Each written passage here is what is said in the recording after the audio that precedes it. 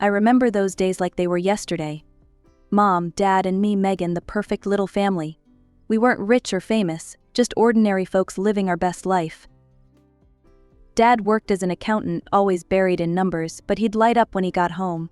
Mom was a teacher, spreading knowledge and kindness wherever she went. We'd spend weekends exploring the country, piling into our beat-up station wagon and hitting the road. Dad would blast his favorite oldies, and Mom would sing along, terribly off-key but not caring one bit.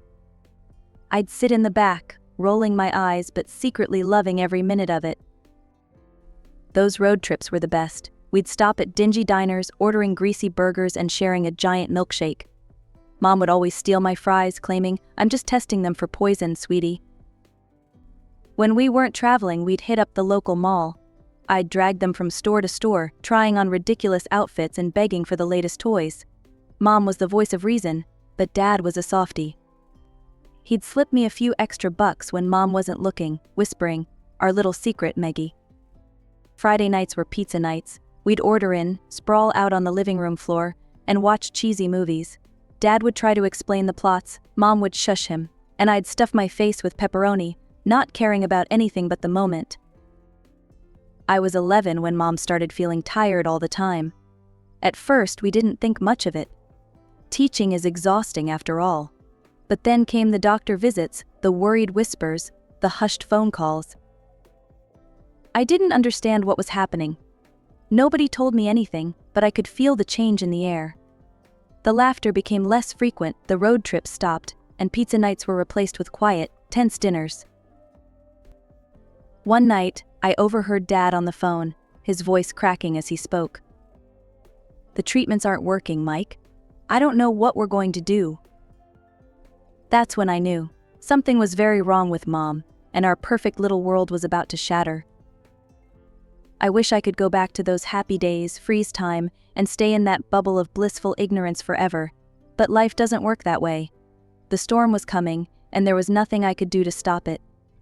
For now, I close my eyes and try to remember the good times.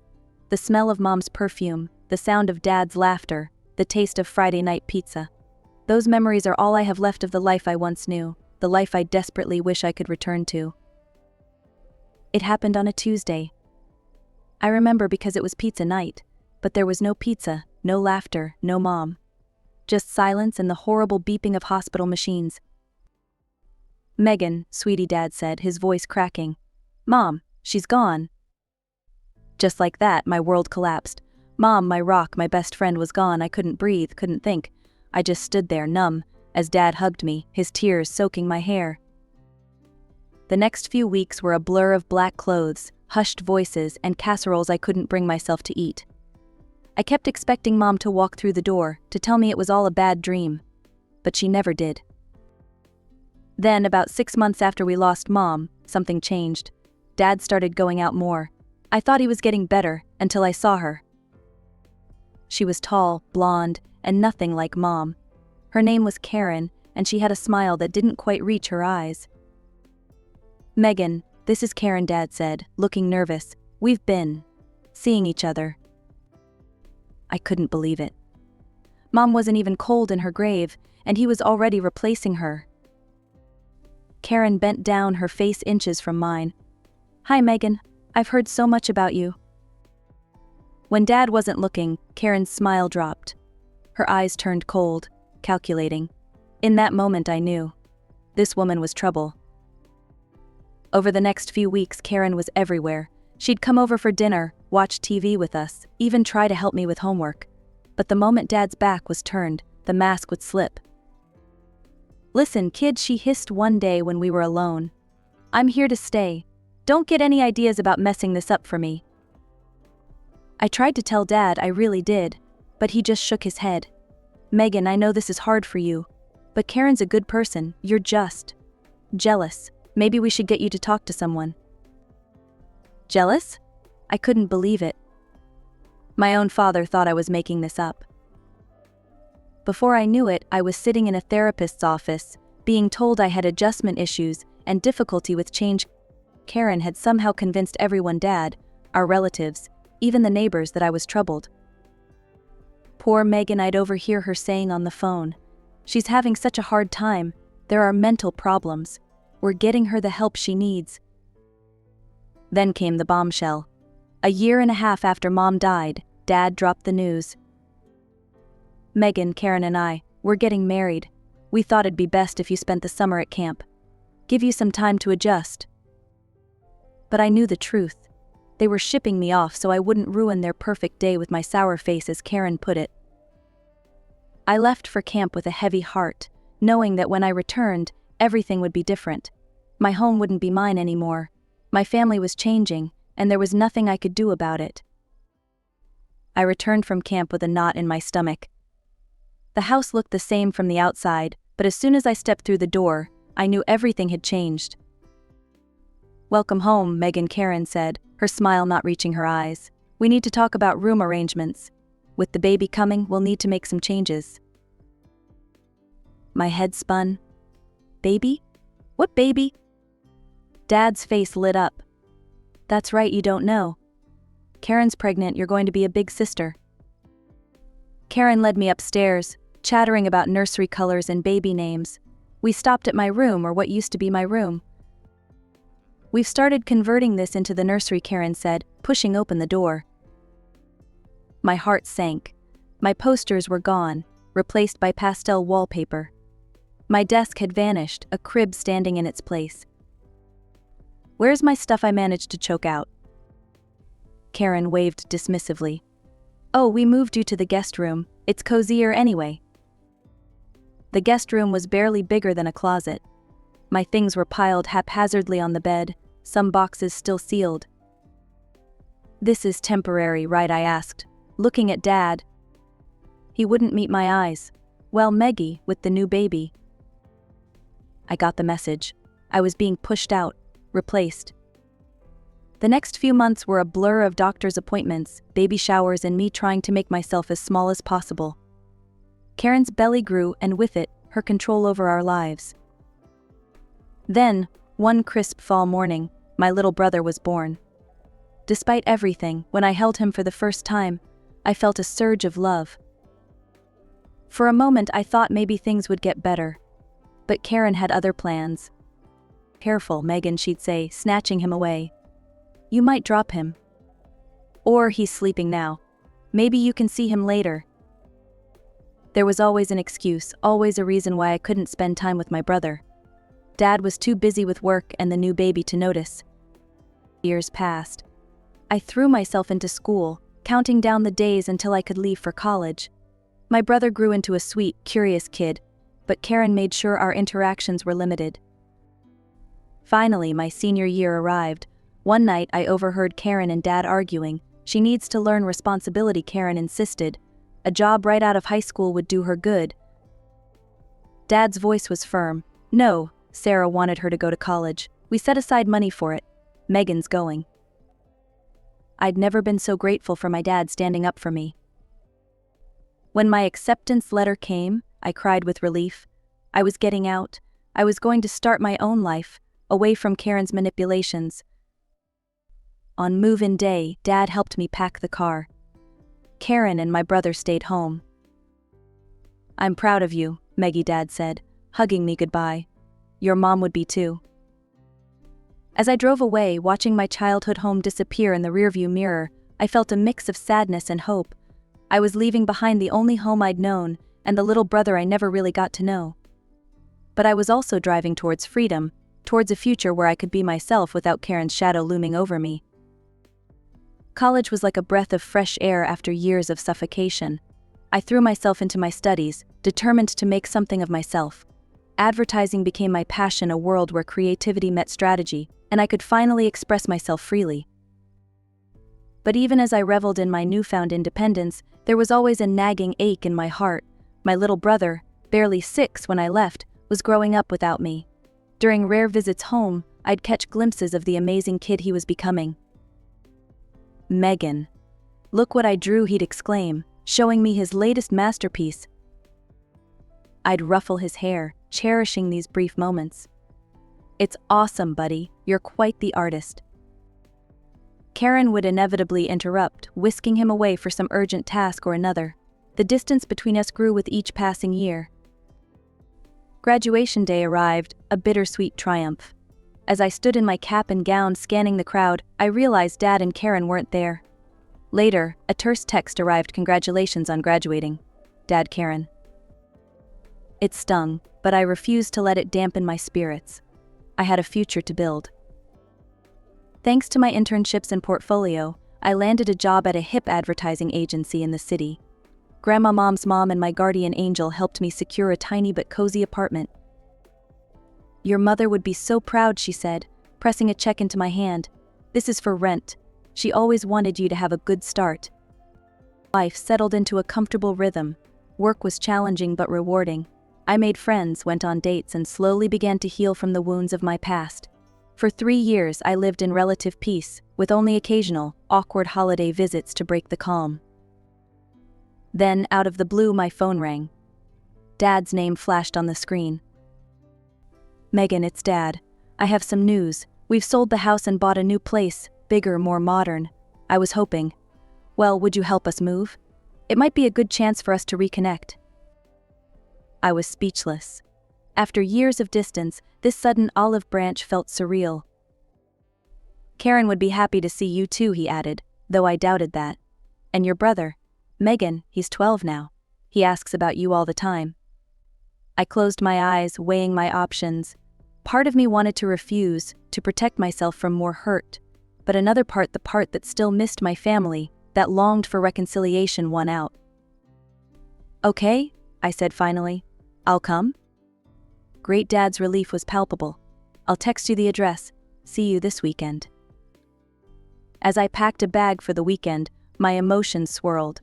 Hope mingled with anxiety, excitement with dread. Whatever happened, this visit would change everything. I just didn't know if it would be for better or worse.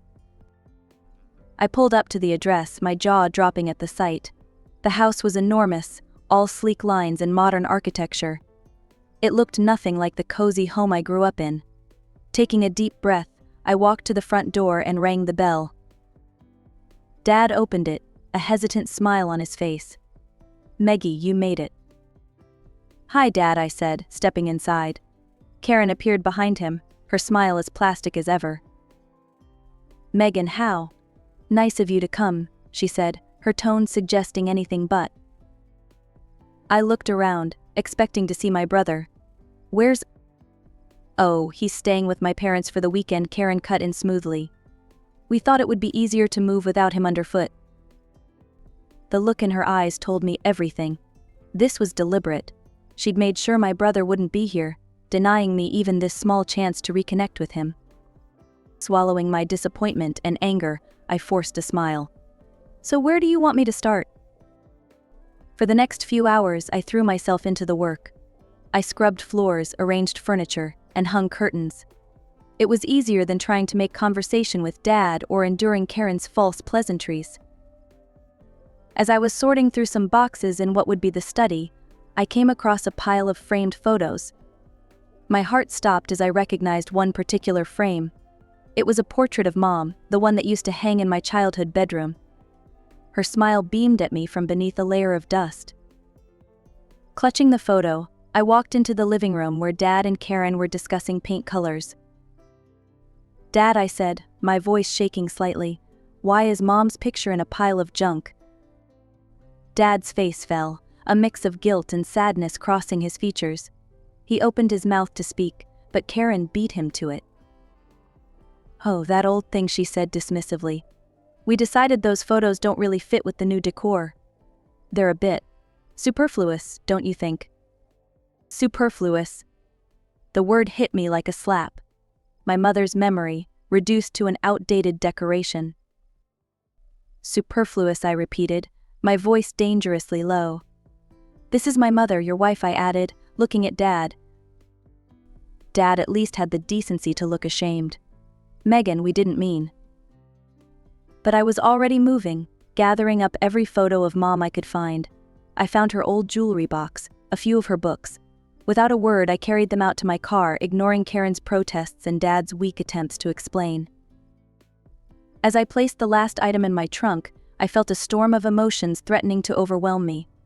Anger at Karen's callousness, disappointment in Dad's spinelessness, and a deep, aching sadness for the mother I'd lost and the family that seemed beyond repair. I slammed the trunk shut, the sound echoing in the quiet street. For a moment, I considered getting in the car and driving away, leaving this mess behind once and for all. But something stopped me. Maybe it was the memory of Mom, her voice in my head telling me to be strong. Maybe it was the thought of my little brother who I still hadn't seen. Or maybe it was just sheer stubbornness, refusing to let Karen win. Whatever it was, I found myself walking back into the house. Karen was nowhere to be seen, probably hiding to avoid confrontation. Dad stood in the hallway looking lost, so I went back to cleaning, trying not to think about Dad's betrayal. As I was about to leave, Dad caught my arm. "Megan, wait. There's something else." I turned, eyebrow raised. "What now?" He shifted uncomfortably. "We're having a housewarming party in a few days. We would really appreciate your help." Before I could respond, Karen swooped in, her voice dripping with false sweetness. "Oh yes, Megan, we could really use your assistance. Perhaps you could handle the catering? I'll take care of the cleaning, invitations, and overall organization." I opened my mouth to refuse, but Dad jumped in. "Please, Meggie, all our relatives and friends will be there. We can't manage without you." His pleading eyes wore me down. Despite everything, a small part of me still wanted to make him happy. "Fine," I sighed. "I'll help with the food, I'll even pay for it myself." Karen's smile widened. "Wonderful. We're thinking of an Italian theme. To christen the new kitchen." I nodded, an idea forming. "Actually, I know the best Italian restaurant. I'll order from there. Quality guaranteed." Oh, Karen's eyes narrowed slightly. "What's the name of this restaurant?" Bella Notte replied, watching her carefully. She nodded, looking satisfied. "Sounds perfect. We'll leave it in your capable hands then." As I drove home, I couldn't shake the feeling that something was off. Karen's sudden agreeableness was suspicious, but I pushed the thought aside, focusing on the task at hand.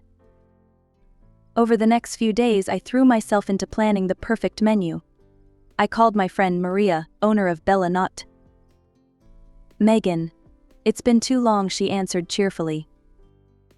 "Hey Maria, I need a favor. My dad's having a housewarming party, and I'm in charge of food. Think you can help me out?" "For you? Anything. What are you thinking?" We spent an hour crafting the perfect Italian spread.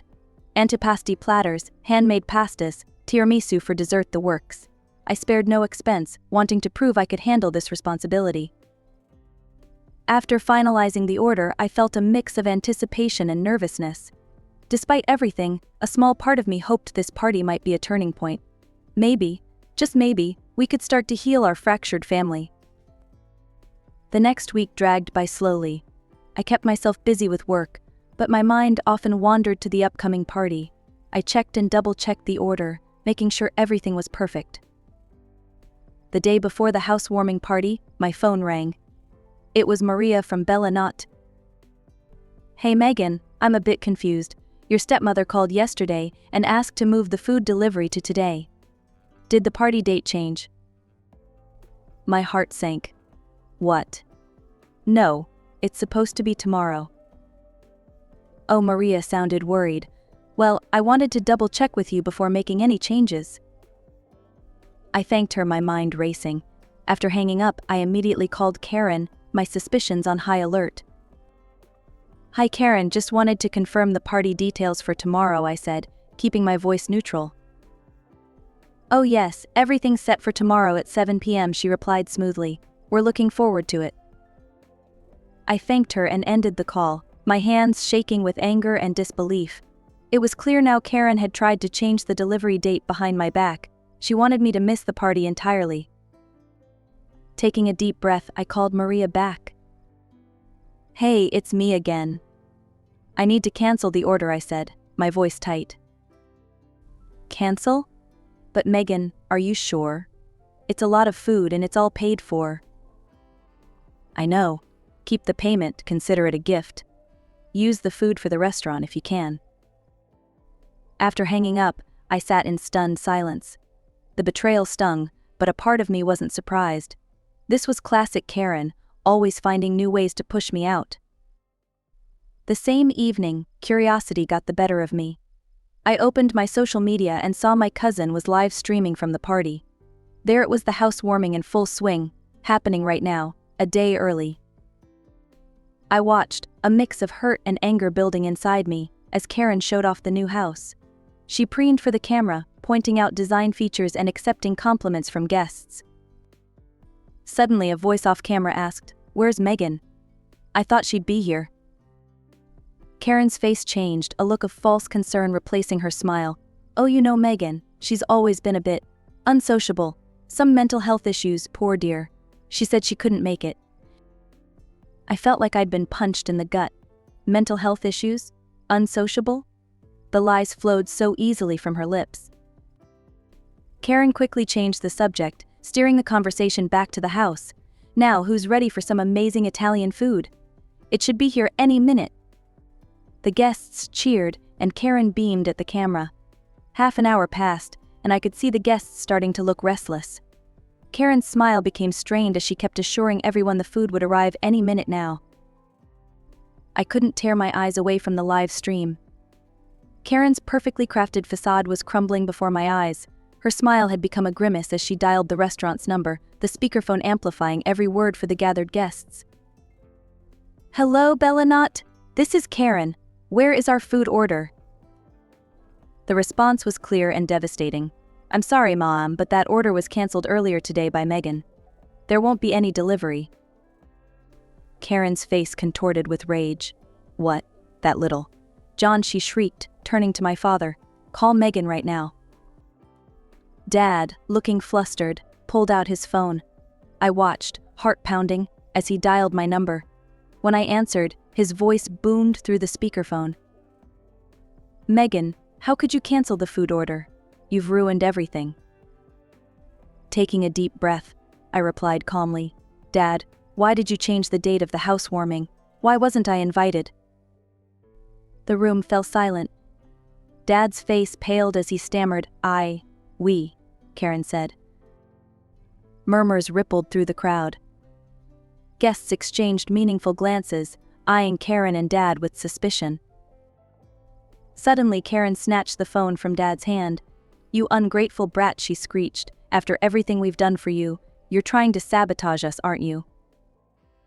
I let her rant for a moment before speaking, my voice steady and clear.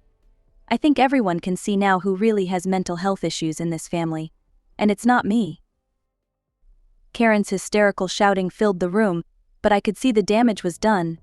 Guests were backing away, some already heading for the door. "I'm done being your scapegoat, Karen," I said firmly. "And Dad, I'm done watching you choose her over your own daughter. Goodbye." I ended the call and closed the live stream, my hands shaking but my resolve strong. It was over. The lies, the manipulation, all of it laid bare for everyone to see. In the days that followed, I ignored the barrage of calls and messages from Dad and other family members. I needed time to process, to heal. A week later, Dad showed up at my apartment. He looked haggard, his eyes red-rimmed. "Megan, I'm so sorry," he began. "I've been blind. I let Karen control everything, and I lost sight of what really matters. Please, give me a chance to make things right." I wanted to slam the door in his face, but something in his expression stopped me. "It's not that simple, Dad. You abandoned me, you forgot about me." "I know," he said, his voice breaking. "But I want to change. I promise I'll do better. Please, Meggie." Slowly, cautiously, we began to rebuild our relationship. Dad started calling regularly, and we met for coffee every week. He even brought my little brother along sometimes, away from Karen's watchful eye. As for Karen, I heard through the grapevine that she'd become something of a pariah among the family. Her lies exposed, she retreated into a shell of bitterness. Months passed, and life settled into a new rhythm.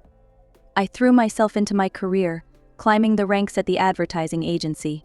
My creativity flourished, fueled by the emotional turmoil I'd endured. I don't know what the future holds for my family. The wounds are deep, and healing takes time. But for the first time in years, I feel hopeful, I'm living life on my terms, pursuing my passions and slowly, carefully, allowing love back into my heart. As I look out at the city lights from my apartment window, I can almost hear Mom's voice. "You're stronger than you know," Maggie she used to say. And you know what? She was right.